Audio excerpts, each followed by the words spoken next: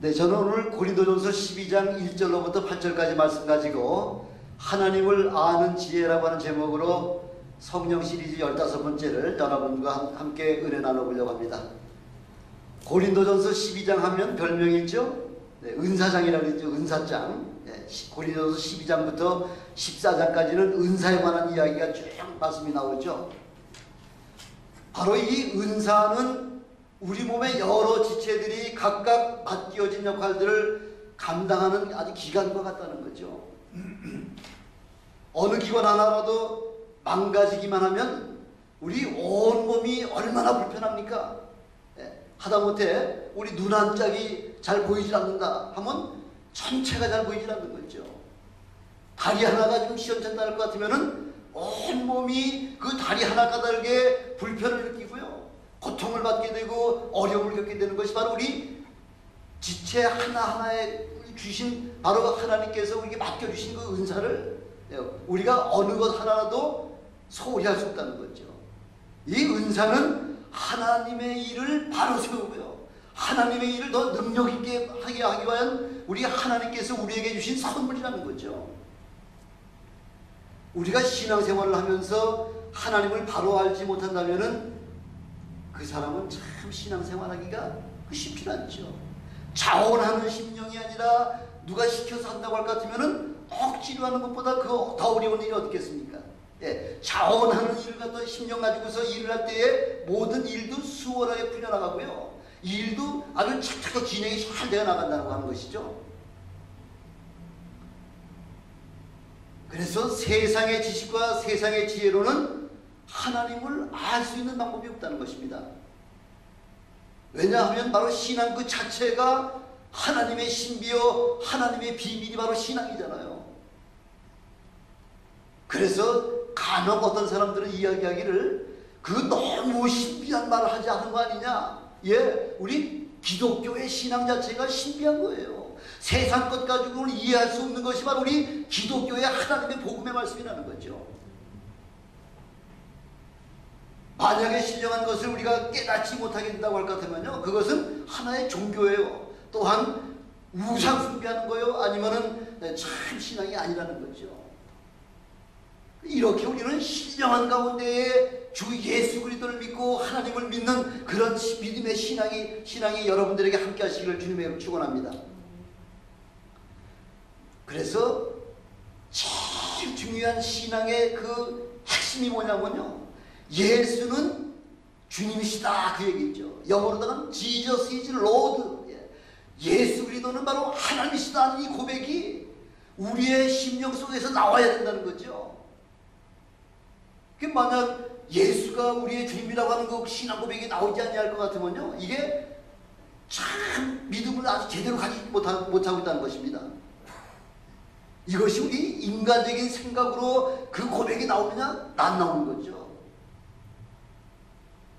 그래서 예수가 주님이라고 고백할 수 있는 바로 핵심은 성령께서 역사하심이 없으면은 도저히 그렇게 고백을 할 수가 없다는 것입니다. 그래서 오늘 본문 1절에 보니까 뭐라고 말씀하고 있냐면은 뭐라고 말씀하고 있죠? 형제들아, 신령한 것에 대하여는 내가 너희의 알지 못하기를 원치 아니하노라 이렇게 말씀하고 있지 않습니까? 사도 바울이 우리에게 지금 분부하고 있는 그 이야기는 뭐냐면은 신령한 것을 체험하라는 거죠. 만약 신령한 것을 깨닫지 못하는 그런 자가 이 안에 한 사람도 없기를 바란다 하고 이렇게 우리 주님께서 그렇게 고백을 그래서 선포를 하시는 거죠. 신령한 것, 즉 성령의 은사를 통해서 예수 그리스도를 증거할 수 있기 때문에 그래서 이 영적인 그 성령의 은사를 체험하라고 지금 우리에게 말씀을 하고 계시는 겁니다. 이렇게 성령의 은사를 체험한 자라야지만 비로소 우리가 어린아이와 같은 신앙이 아니라 장성한 자의 분량에 이르는 그런 참 신자가 될 수 있다고 하는 그렇게 말씀하고 있죠. 3절에 보니까 뭐라고 말씀하고 있냐면 성령으로 아니하고는 누구든지 예수를 주시라 할 수 없다 이렇게 말씀하고 있지 않습니까? 예수를 주라, 예수 Jesus is Lord라고 고백할 수 있는 그 마음은 성령께서 우리에게 주셔야지만 비로소 우리가 고백할 수 있다고 그렇게 말씀하고 있지 않습니까? 그래서 성령은 지혜와 지식으로 충만하신 분이 바로 성령이시라는 거죠. 하나님은 예수 그리스도를 세상에 보내주셨잖아요. 뭐 때문에 보내주셨냐면은 아무도 하나님을 본 사람이 없죠. 그렇기 때문에 예수님을 통하여 첫 번째는 하나님을 보여주시고요, 두 번째는 예수 그리스도를 통하여 하나님을 섬기게 하시려고요, 세 번째는 우리 하나님을 예수를 통해서 하나님을 믿을 수 있게 하기 위해서 예수를 땅에 보내주셨다는 거죠. 그것뿐만 아니라 예수 그리스도를 통해서 비로소 하나님을 알 수 있다는 거죠. 하나님의 사랑을 알 수 있고 하나님께서 우리에게 하시고자 하는 그 모든 사역을 우리 예수 그리스도 한 분을 통해서, 그분의 생애를 통해서 우리는 하나님의 뜻을 알 수 있다는 거죠. 하나님의 마음을 알 수 있다는 것이죠. 그러나 유대 사람들은 예수님을 하나님의 아들이라고는 믿지 않았지 않습니까? 그게 얼마나 예수님께서 모든 말씀과 모든 그런 기사와 이적과 표적을 행하시면서도 도무지 유대 백성들이 믿으려고 하지 않기 때문에, 그래서 얼마나 답답하셨으면은 너희가 내 말을 믿지 못하겠거든, 내가 하는 행동을 보고서 차라리 나를 믿어라, 내가 하는 행동을 보면서는 그것이 하나님의 일인지 하나님이 아닌 보통 귀신의 힘으로 말미암아 일어나는 사역인지 우리 주님이 하시는 사역만 보면 너희들이 너무 잘 알 수 있지 않겠느냐 하고서 그걸 지금 우리에게 말씀해 주고 계시는 거죠.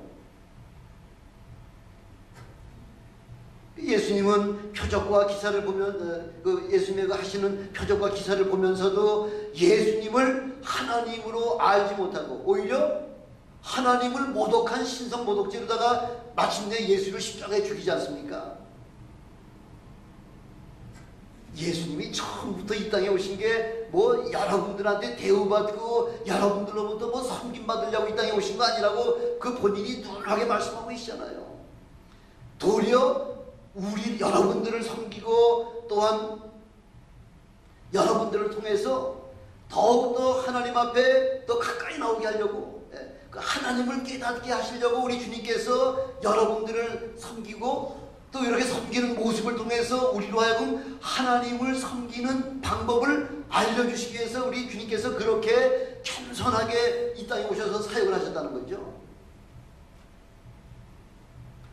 우리 주님이 아무리 철저하게 가르치시고 사역을 보여주셨음에도 불구하고 그것을 우리가 지식으로 알고 한낱 경험으로만 우리가 한번 봤다고 하는, 백문이 불여일견이라고 예수님이 하시는 사역을 직접 우리가 눈으로 바라봤다고 할 때는 그 경험으로만 생각했다가는 언제든지 예수님을 부인할 수 있다는 거죠. 그 배너를 쓴 그 작가가 예수님이 하나님의 아들이라고 하는 사실을 그걸 성경에 찾아내가지고서 부정하려고 성경을 읽다가 성경을 읽는 도중에 예수 그리스도를 체험했다는 거죠. 그래서 배너를 만들지 않았습니까? 배너라고 하는 그 위대한 그 영화 걸작품을 만들지 않았습니까?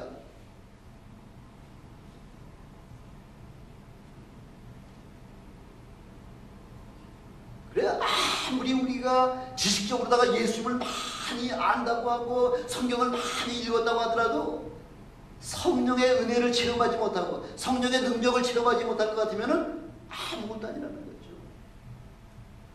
그래서 12제자 중에 수제자인 그 베드로를 통해서도 우리에게 하는 그 샘플을 보여주고 계시잖아요. 모든 일에 앞장서고 예수님의 일이라면 철저하게 앞장서서 그렇게 뛰던 그 베드로라고 하는 사람도요, 엄청난 게 예수님이 제자 중에 제일 수제자라고 할 정도로다가 그렇게 철저하게 가르쳐 주시고 엄청난 기사와 이적을 친히 보여주셨음에도 불구하고 사도 베드로는 예수님을 하나님의 아들로다가 깨닫지 못했다는 거죠. 신앙 고백을 했죠. 주는 그리스도시요 살아계신 하나님의 아들이십니다. 이렇게 해서 신앙 고백을 했지만은 그 신앙 고백으로 끝나. 하나님의 성령께서 그렇게 입에 넣어주심으로 말미암아 신앙 고백을 했을 뿐이지만 내 체험을 고백한 것이 아니라는 거죠. 그래서 우리 주님께서는 이 베드로, 요한, 야고보, 특별히 주님께서 12제자 중에서 3사람은 특별히 더 사랑하셔가지고 우리 주님이 하시는 아주 특별한 사역을 행하실 적마다 이 세자들은 반드시 데리고 다니면서 직접 하나님과 예수 그리스도와의 관계를 보여주고 계시잖아요. 변화산에서 그 3제자를 데리고 갔을 때에 갑자기 구름이 하늘을 덮으면서 이는 내 사랑하는 아들이요 내 기뻐하는 자니 너희는 저의 말을 들어라 하고서 우리 하나님께서 예수 그리스도가 어떤 분이라고 하는 사실을 변화산상에서 직접 3제자에게 이렇게 말씀을 전해주셨고요. 또 죽은 자를 살릴 때는 반드시 그 3제자를 통해 가지고서 그 나인성 과부의 아들을 살릴 때, 또 그 회당장의 그 딸을, 아이로의 딸을 갖다 살릴 때도 그 3제자를 데리고 가셔서 신이 죽은 자를 살려주시는 그 일을 직접 우리 3제자들에게 목격을 시켰다고 하는 거죠. 이렇게 엄청난 기사와 이적과 표적을 눈으로 봤으면서도요, 그렇다고 신앙이 뭐 엄청나게 높아졌습니까? 천만에요. 신변의 위험을 느끼자마자 즉시 예수님이 저 옆에서 지금 무릎 꿇고 지금 재판을 지금 기다리고 있는 바로 예수님이 옆에 계심에도 불구하고 예수님을 3번씩 부인하는 것이 바로 그게 베드로가 아니라 바로 저와 여러분이라는 거죠. 아무리 내가 신앙이 좋고 성경을 수십 번을 읽고 성경을 줄줄줄 막 외운다고 하더라도 내가 성령을 체험하지 못할 것 같으면 갑자기 내 신변의 위험이 더 닥친다고 할 때는 얼마든지 예수를 부인할 수밖에 없는 것이 바로 성령 체험하지 못한 그런 사람들의 신앙이라는 거죠. 그래서 우리 예수님께서 그 베드로가 그렇게 예수님을 3번씩 부인할 걸 다 아시고요, 그렇게 호언장담하는 베드로에게 내가 오늘 다 굴기 전에 3번 나를 부인할 것이다 미리 사전에 예언 다 해놓으시잖아요. 그리고 그 전에 우리 예수님께서 내가 너희들을 떠나가는 것이 너희에게 유익하다 하면서 주님은 이 땅에 더 이상 계시지 아니할 것을 이미 제자들에게 다 말씀을 해놓으신 그런 상황 속에서, 그런데도 불구하고 역시 성령의 은혜를 체험하지 못하면은 예수님을 아무 때라도 형편에 따라 이렇게도 예수님을 증거할 수 있고 저렇게도 증거할 수 있는 것이 바로 이렇게 연약한 것이 바로 인간이라고 하는 사실을 우리에게 가르쳐주고 계시는 거죠.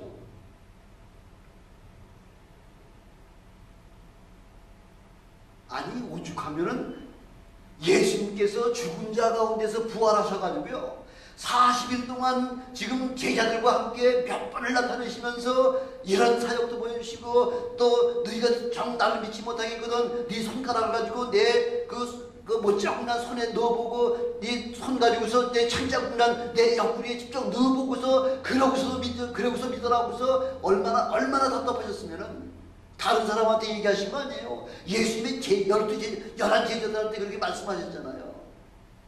그럼에도 불구하고 제자들은 당장 먹을 것이 지금 당장 먹을 게 급하다는 거죠. 예수님을 증거하는 것보다는 당장 먹고 살기 때문에 나는 고기 잡으러 간다 해서 디베랴 바다로 나간 그 현장까지 우리 주님께서 또 따라가셔서 그 얘기를 또 하시잖아요. 요한의 아들 시몬아 내가 나를 사랑하느냐 3번씩이나 확인하시면서 그렇게 분부를 하셨음에도 불구하고요, 마지막 감람산 위에서 500의 성도들이 모인 가운데 승천하실 때에 제자들이 질문하는 게 또 무슨 질문이에요? 이스라엘의 회복하심이 이때입니까? 로마 병정을 치고서 우리가 로마로부터 정권을 탈취할 때가 바로 지금 이게 바로 이 시점입니까? 하고 또 다시 또 물어보잖아요. 얼마나 한심합니까? 얼마나 한심해요. 한두 사람이 아니에요. 지금 예수님의 제자들을 포함해서 그 예수의 모친과 그 500여 그 모든 성도들이 다 모인 가운데서 다시 물어보는 게 이스라엘의 회복하심이 바로 지금 이때입니까? 지금 우리가 골기해가지고 지금 막 머리에 띄우고서 막 이렇게 하면서 로마를 대항해서 나가지고 싸울 때가 지금입니까? 지금 그렇게 물어보는 게 제자들의 마음이라는 거죠. 아직까지 마음이 어디가 있는 거예요? 마음이 참외밭에가 있는 거죠. 아직까지 지금 예수님이 이 나라를 회복하면은 나는 우의정이요, 나는 좌의정이요, 나는 국무총리요, 나는 무슨 높은 직책을 지금 서로 하려고 그것 때문에 지금 계속해서 제자들끼리 좀 싸우고 있지 않습니까?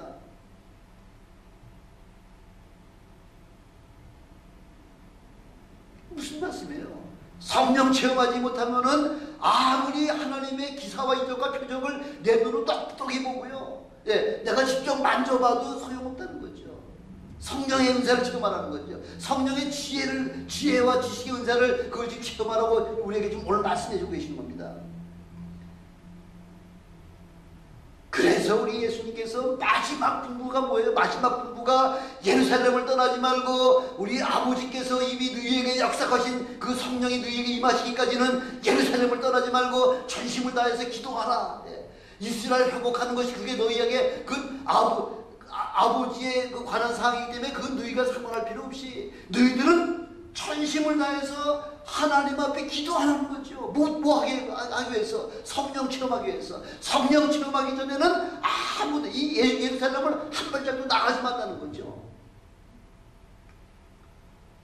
그래서 전심으로 기도하는 동안에 많은 사람들이 380명은 떠나가고 지금 한 120명만 지금 남아있는 그 120명 그 마가의 다락방에 성령께서 역사하시자마자 그 순간에 모든 그 120명의 그 제자들을 비롯한 나머지 성도들의 그 마음이 180도 바뀌었다는 거죠. 비로소 성령의 은혜를 체험하고 나니까 그렇게 무서워서 그 숨어서 그 비겁하게 숨어있던 그 제자들이 바깥으로 나가가지고서 너희가 죽인 예수를 우리 하나님이 살리셨도다 하고 담대히 외칠 수 있는 그런 성령의 능력이 나타나기 시작한다는 거죠.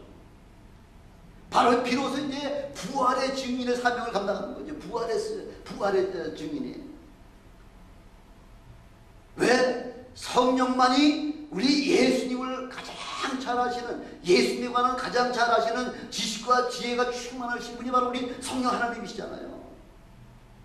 본래 사람에게는 하나님을 아는 지혜가 없었죠. 뭐 때문에? 예, 죄 때문에. 죄악으로 말미암아 모든 그런 하나님을 아는 지혜와 지식을 다 하나님께서 동안해 가신 거죠. 그래서 자연의 현상을 바라보면서 그냥 하나님이 계시다고 하는 사실만 그것만 알 뿐이지, 예, 하나님의 그 깊은 마음과 하나님의 뜻을 우리는 헤아릴 수 없다는 것입니다. 그래서 하나님의 지혜와 지식을 눈에 그렇게 보이게 나타나는 것이 아니지 않습니까? 그래서 눈에 보이지 않는 지혜와 지식이기 때문에 자칫 잘못하면은 사람들이 무시하기가 쉽다는 거죠.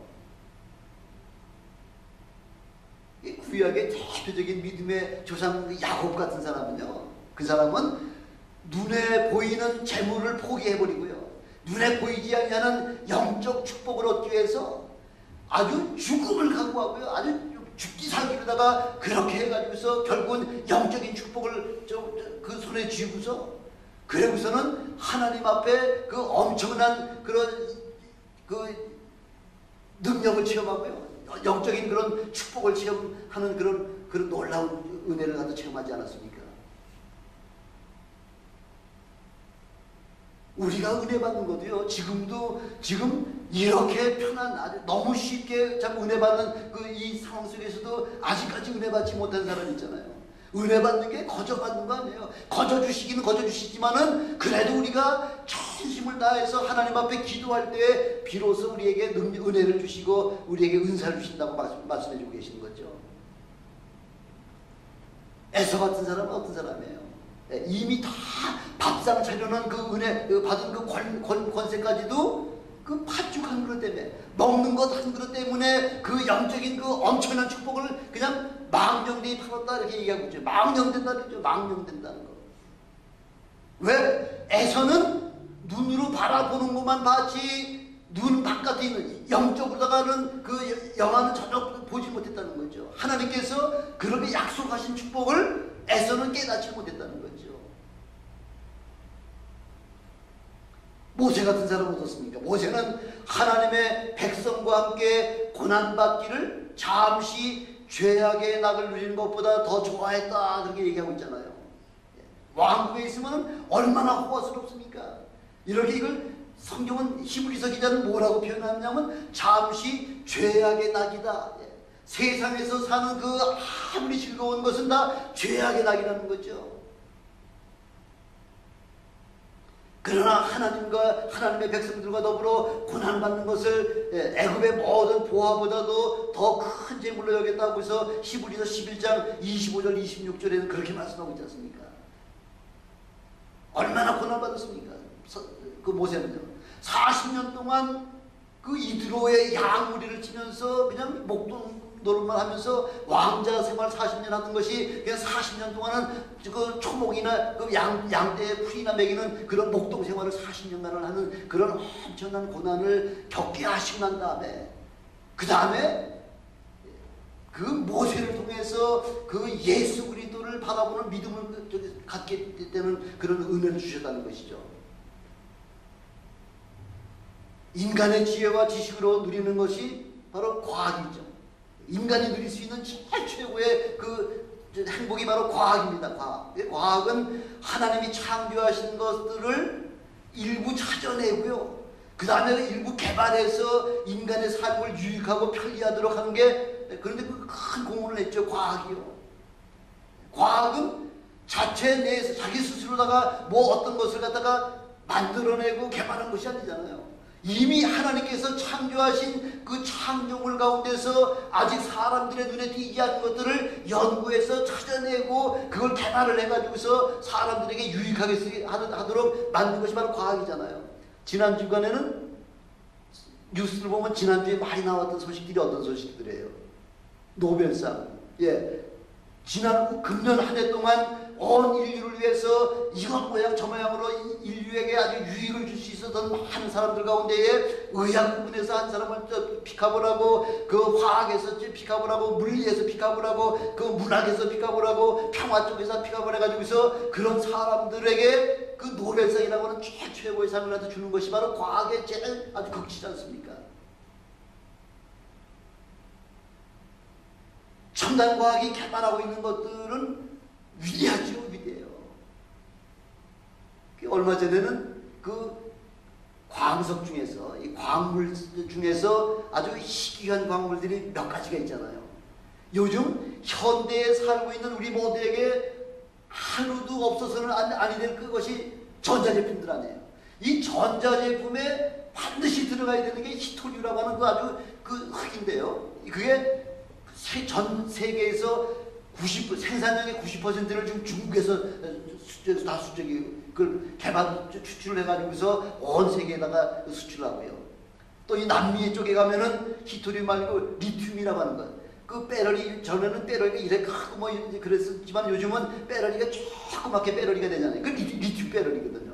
그 리튬이라고 하는 것이 바로 이 남미에 가면 그것이 아주 굉장히 많이 저장이 되어 있다고 하는데, 이런 것이 옛날에는 그걸 아주 길바닥에 널려있고 내버릴 정도의 그 값어치도 없는 그런 것들이 사람들의, 과학자들의 그 개발에 의해 가지고서 그 리튬에서 배럴이가 나오고요. 그 다음에 히토리우에서 모든 가전제품에 열 전도하는 그 엄청난 역할을 갖다 감당하는 것이 바로 그 히토리우, 흙 속에서, 그런 가운데서 비로소 과학자들이 찾아냈다는 거죠. 얼마 전에 일본하고 중국하고 지금 그 바다에 있는 그 섬 하나 때문에 지금 요즘 계속 싸우고 있잖아요.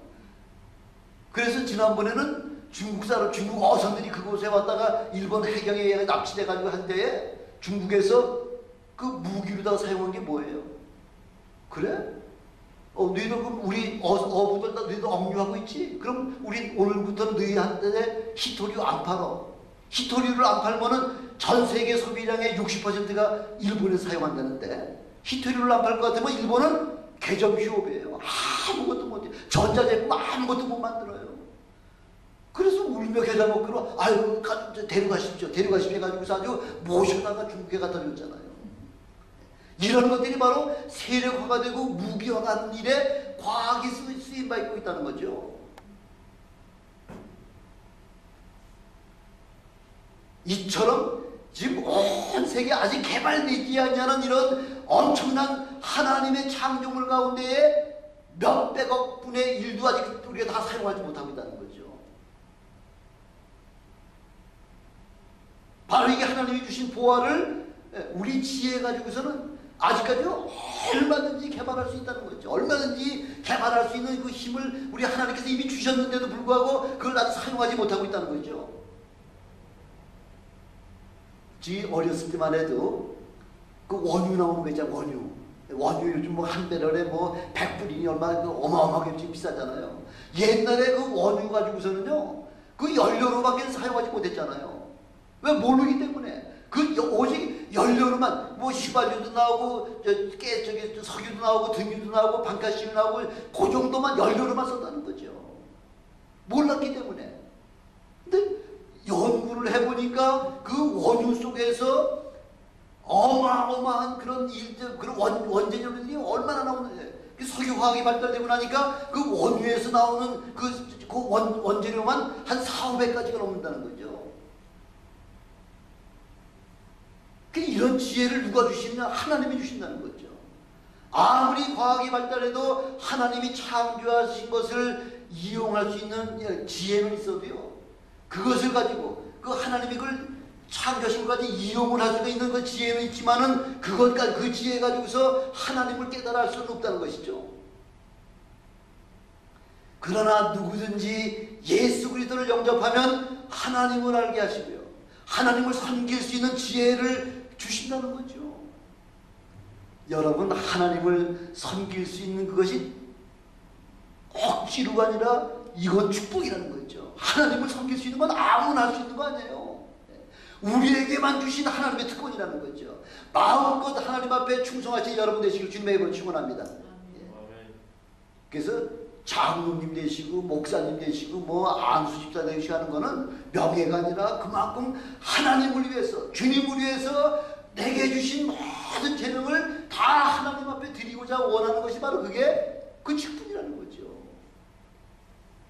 이제 앞으로 이제 두 주 후면은 이제 두 분이 장로님이 되시는데, 어깨 피고서 다니라는 얘기가 아니고 어깨를 더 숙이고서 여러분들을 섬기도록 그렇게 기름 붓도록 나는 죽었습니다. 이제는 주님 마음대로 사용해 주시옵소서. 이렇게 그게 안수가 바로 그것이라는 거죠.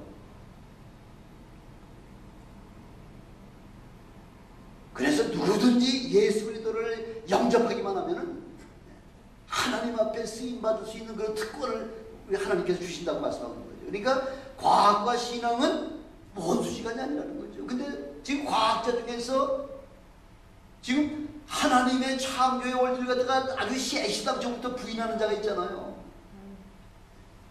다윈이. 그래서 아니 무슨 창조를 해? 빅뱅 원리라고 해가지고서 이 우주가 다니다가 어디 확 부딪혀가지고 생겨난 게 지구라는 거죠. 아니 적당하게 어떻게 돌아다니다가 부딪혀가지고 만든 게 거기서 사람이 나와요? 거기서 원숭이가, 사람의 조상이 원숭이라 그러잖아요. 거기서 원숭이가 나와요? 천만의 말씀이죠.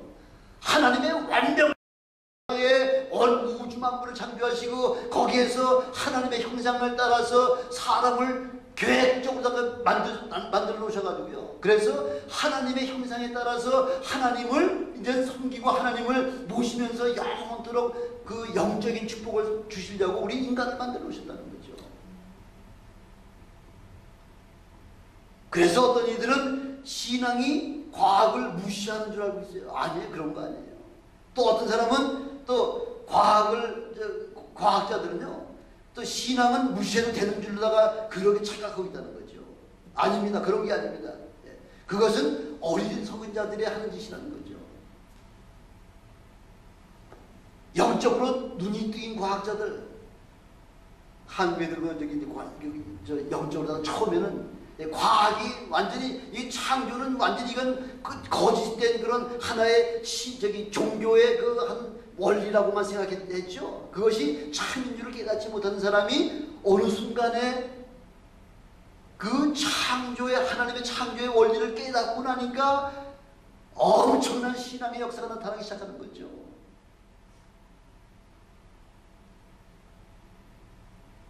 과학자가 신앙을 갖게 되면요, 그 신앙은 일반 우리가 그 예수님을 아는 것보다도 더 어마어마한 그런 엄청난 능력이 나타나고요. 엄청나게 더 하나님을 하나님 앞에 더 축복을 간구하고요. 하나님 앞에도 봉사하고 충성하려고 그렇게 애를 쓰는 거죠. 과학자들이.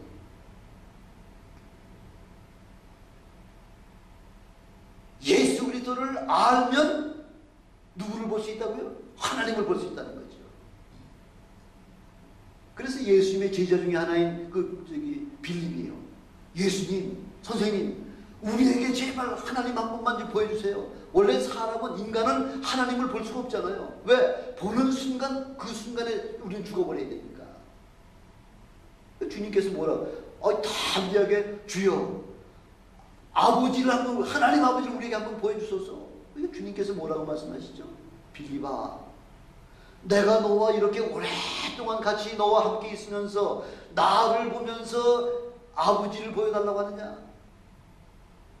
나를 본 자는 누굴 봤다는 거예요? 아버지를 봤다는 거죠.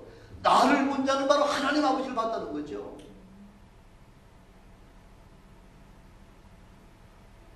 아까 처음 시작할 때 말씀 제가 드렸잖아요. 예수님께서 이 땅에 오신 것은 형상으로만 있는 하나님, 그냥 상상으로만 있는 하나님을 친히 내 눈으로 보게 하시려고요. 믿게 하시고요. 그 하나님을 의지하고 능력을 체험하게 하려고 하나님께서 그렇게 우리 예수님을 이 땅에 보내주셨다는 거죠. 하나님을 보게 하시려고. 그래서 요한복음 10장 6절에 보니까 나로 말미암지 않고는 아버지께로 올 자가 없다 하면서 그렇게 말씀하고 있잖아요. 하나님 아버지의 마음을 기쁘시게 해드리는 것이야말로 그게 바로 참 지혜라는 거예요.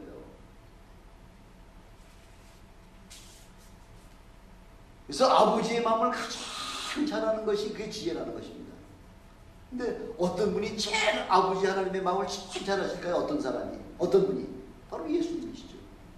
예수님이 하나님을 가장 잘하시고 하나님을 가장 기쁘시게 해드리는 그런 분이셨잖아요. 이 땅에 오셔서 지금 십자가에 이제 잠시 후면 십자가에 죽으셔야 되는 그 엄청난 고난을 생각하면서 그 감람산에 올라가서 그렇게 하나님 앞에 땀방울이 핏방울이 되도록 하나님 앞에 기도하면서 이 잔이 내게서 지나갈 수는 없겠습니까? 그러나 내 원대로 마옵시고 아버지의 원대로, 내 뜻대로 마옵시고 아버지의 원대로 되시옵소서. 우리 주님은 항상 나를 생각한 것이 아니라 먼저 하나님 아버지를 생각했다는 거죠. 그러니까 하나님 아버지의 마음, 그래서 내 뜻대로 마옵시고 3번 신앙했는데도 하나님께서 응답을 주시지 않냐고 마침내 응답을 주셨을 때는 십자가에 죽으신 것이 하나님의 응답이었잖아요. 응답을 받으면 어떻게 되야 되나요? 그대로 순종을 하는 거예요. 그게 바로 하나님을 가장 기쁘시게 하는 거죠.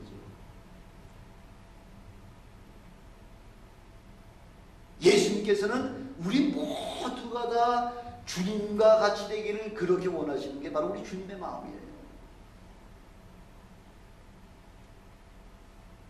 어떻게 하면 주님하고 똑같은 마음이 될까요? 어떻게 하면 주님이 하시던 그 일을 우리도 같이 할 수 있을까요? 어떻게 하면? 성령 체험이죠.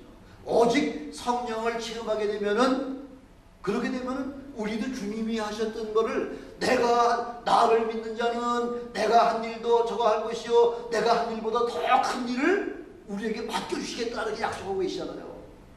그 구약시대에는 성령 충만한 분이 어떤 분이었었어요? 그 구약시대에 성령 충만한 분 누구예요? 가끔마다 기도 여기서 하잖아요. 기도 무슨 기도예요? 엘리야에게 주셨던 성령의 두루마기를 그래 얘기하죠. 두루마기 하면서 가끔마다 우리에게도 엘리야에게 임하셨던 성령의 두루마리를 주시옵소서. 성령의 두루마리는 어느 순간은 벗겨질 수 있는 거예요. 벗겨질 수. 그 엘리야가 승천하면서 그 겉옷이 푹 떨어졌잖아요. 그러니까 엘리사가 쫓아가가지고서 엘리야의 옷을 집어가지고서 강을 내리치니까 강이 쫙 가려지잖아요. 그 옷 속에 능력이 있다는 거죠. 그래서 우리는 엘리야의 성령의 그 두루마기를 원하는 것이 아니라 성령이 우리 심령 속에 들어와 있는 내주하는 성령을 주시옵소서 이렇게 구하셔야 된다는 거죠.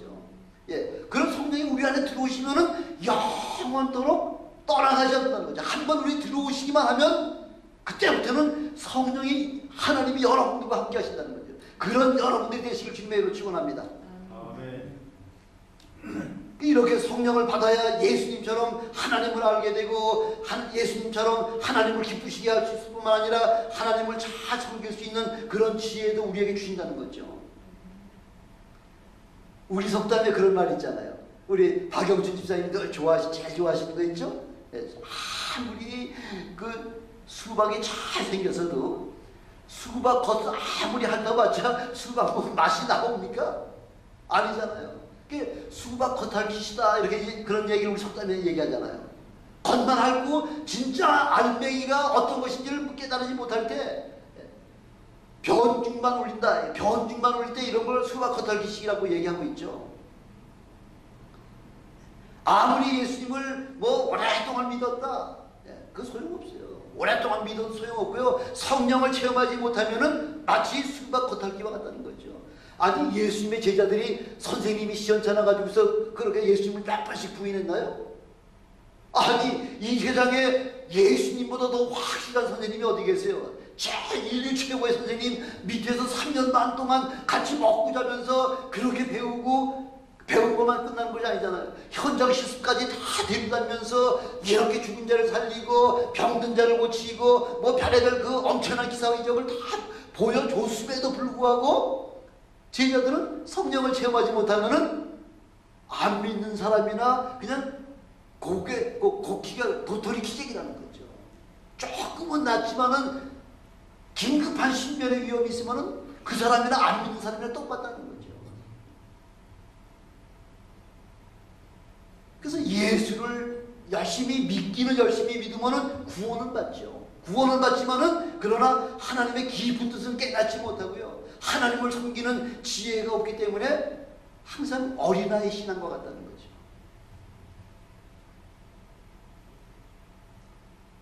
그래서 예수님의 제자들도요. 그래서 그 예수님께서 그 제자들의 마음을 너무 잘 아시잖아요. 앞으로 되어질 일들까지 환하게 다 아시기 때문에 그래서 그 제자들에게 제발 예루살렘을 떠나지 말고 다른 건 너희 마음대로 해도 좋은데 하여튼 성령이 너희에게 임하시기 전까지는 예루살렘을 떠나지 말고 전심을 다해서 기도해라. 기도하면 하나님께서 성령의 능력을 우리에게 부어주실 거고요. 성령의 은혜를 체험하게 되면 비로소 우리도 이제는 예수님과 같은 그런 엄청난 사역을 우리에게 맡겨주시겠다고 약속하고 계시잖아요. 그래서 아주 이건 명령이에요. 성령을 받아라. 성령을 받아라. 숨을 내쉬고서 너희에게 평안이 있을지어다. 성령을 받아라 하면서 계속해서 마지막 승천하시기 전까지 성령 받으라고 그렇게 권고하시는 거죠. 성령이 너희에게 임하시면 너희가 권능을 받고 예루살렘과 온 유다와 사마리아와 땅끝까지 이르러서 비로소 나의 증인이 될 수 있다는 거죠. 그 전까지는 한 발짝도 나가지 말라는 거죠. 예루살렘 여기서 떠나지 말라는 거죠. 이렇게 성령 체험이라는 건 엄청나게 중요한 거예요. 근데 한국의 아주 유명한 교수면서 장로 그런 그분이 강론에 오셔가지고서 강연회 같은 거 하는 거 보면요. 그 신유를 아주 완전히 부인했죠. 아니 무슨 병 고치니까 병 고치려면은 병원에 가야지 병 고치지 무슨 안수해가지고 무슨 병을 고치느냐. 어이구 큰일 날 수도 있죠. 그렇죠? 성령을 체험하면은 예수님이 하셨던 그 신유의 역사가 나타나게 돼. 아니 그 은사 9가지 중에서 4번째가 병 고치는 은사 분명히 나왔잖아요. 7번째가 각종 방언을 말하고 9번째가 방언을 통변하는 은사를 우리에게 다 준다는데 그까지 그 방언 그까지 뭐야 그 귀신 방언이라 해가지고서 그 방언도 못하게 하지 않습니까?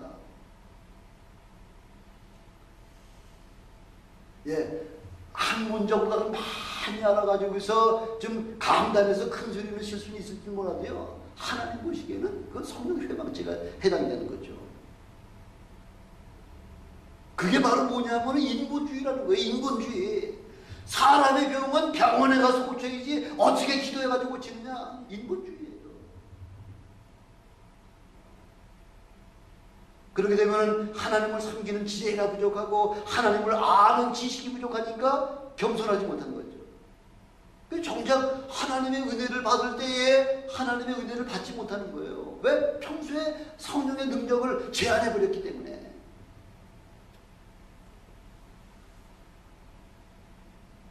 이렇게 하나님의 도움을 받기를 원하시면은 신앙의 지혜와 믿음의 지식과 믿음의 능력을 통해서 도움을 받으시는 게 바로 그게 복음이라는 거죠. 복음 안에 들어오면은 성령 안에 거하게 되면은 하나님을 깨닫게 알 수 있는 지혜와 지식과 그 다음에 그 하나님의 능력을 행할 수 있는 그 권세를 우리에게 주신다고 약속해 주고 계시는 거죠. 이렇게 신앙의 지혜와 지식과 능력을 체험하시는 여러분이 되실 주님의 이름으로 축원합니다. 이렇게 믿음의 지혜와 지식으로 충만하셔서 그래야지만 능력 있는 크리스천의 삶을 살 수 있는 거예요. 아무리 겉으로다가는 경건한 채 하면 경건한 채 하더라도 마음의 경건의 모양은 있을지 모르지만은 능력이 없는 그 참 죽은 신앙이라는 거죠. 우리 성도들은 하나님의 그 성령의 은사들을 체험해서 특별히 하나님을 잘 알 수 있는 지혜와 지식의 은사를 체험해서 그래서 능력을 행하는 여러분 되시길 주님의 이름으로 축원합니다. 기도하시겠습니다. 전능하신 아버지 하나님 감사합니다. 아버지 하나님이 도와주시고 은혜를 베풀어 주시고 하나님 영광 받아 주시옵소서. 우리 구주 예수 그리스도 이름으로 감사하며 기도